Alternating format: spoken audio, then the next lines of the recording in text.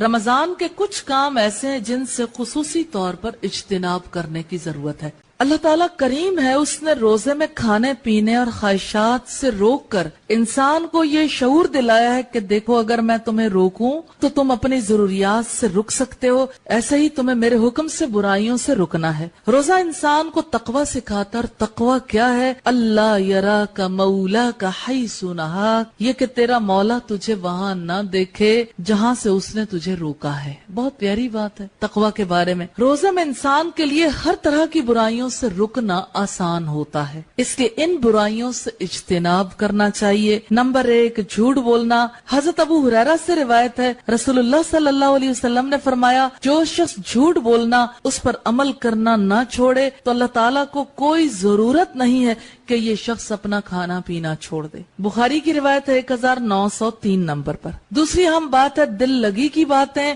شور و غل یا لڑائی جھگڑا کرنا اور گالیاں دینا۔ حضرت ابو ہریرہ رضی اللہ تعالیٰ عنہ سے روایت ہے، رسول اللہ نے فرمایا، جب تم میں سے کسی کا روزہ ہو تو نہ دل لگی کی باتیں کرے اور نہ شور و غل کرے۔ اگر کوئی اس سے گالی گلوچ کرے یا اس سے لڑے تو کہہ دے کہ میں تو روزے دار ہوں۔ بخاری کی روایت ہے 1904، مسلم کی روایت ہے 2703 نمبر پہ۔ یہاں سے دو باتیں ہمیں پتہ چلیں، جھوٹ نہیں بولنا، جھوٹ حرام ہے، کبیرہ گناہ ہے، اور روزے کی حالت میں انسان جیسے کھانے پینے سے رکتا ہے، اصل مطلوب ہے جھوٹ سے اور برائی سے رکنا۔ تو جھوٹ ہم نے دیکھا کہ اللہ کو پھر ایسے روزے کی ضرورت نہیں جس میں جھوٹ بولا جائے۔ اور دوسری بات یہ کہ دل لگی کی باتیں، شور و غل، لڑائی جھگڑا کرنا اور گالیاں دینا، یہ ایسے افعال ہیں جن سے خاص طور پر اجتناب کرنا چاہیے۔ رسول اللہ نے فرمایا اگر آپ سے کوئی لڑے تو آپ کہہ دو انی صائمن، انی صائمن، میں روزے سے ہوں، میں روزے سے ہوں، یعنی بتا دو کہ میرا کوئی کام نہیں لڑائی جھگڑے سے۔ تیسرا اہم کام جس سے رکنا ہے مظلوم کی آہ سے بچنا۔ مسلمان کو کسی مسلمان سے زیادتی نہیں کرنی چاہیے۔ حضرت جابر رضی اللہ تعالیٰ عنہ فرماتے ہیں کہ میں نے نبی کریم صلی اللہ علیہ وسلم سے سنا، آپ فرما رہے تھے مسلمان وہ ہے جس کی زبان اور ہاتھ سے مسلمان محفوظ رہیں۔ مسلم کی روایت ہے 162۔ ایک مسلمان کو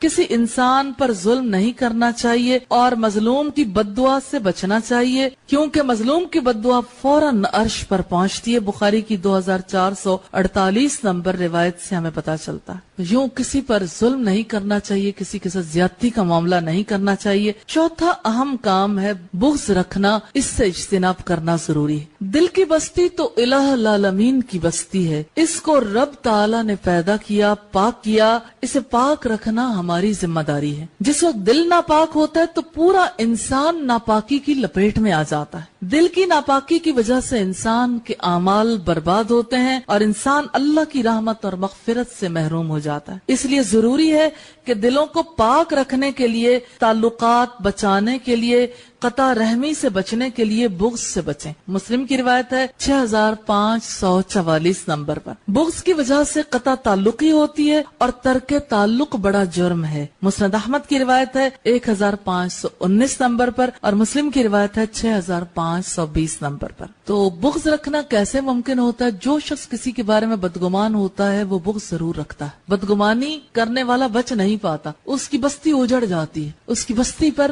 ان ظالم برائیوں کا قبضہ ہو جاتا ہے اور انسان کے دل میں نیکی جگہ نہیں پکڑتی۔ اس لیے ان کاموں سے خصوصی اجتناب کرنا۔ اسی طرح حق تلفیاں کرنا۔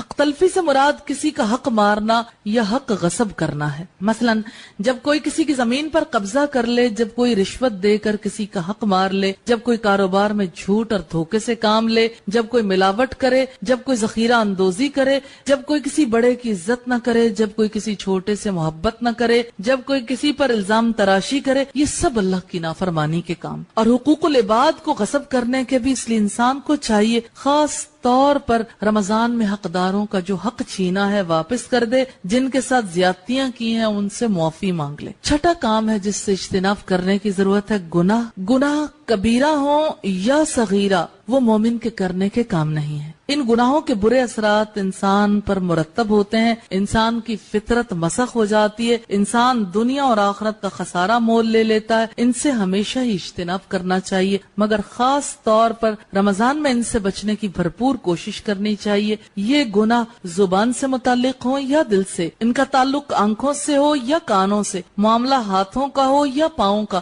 ہر جگہ احتیاط ضروری ہے۔ یہی روزے کا مقصد ہے کہ اپنے آپ کو گناہ سے بچائیں۔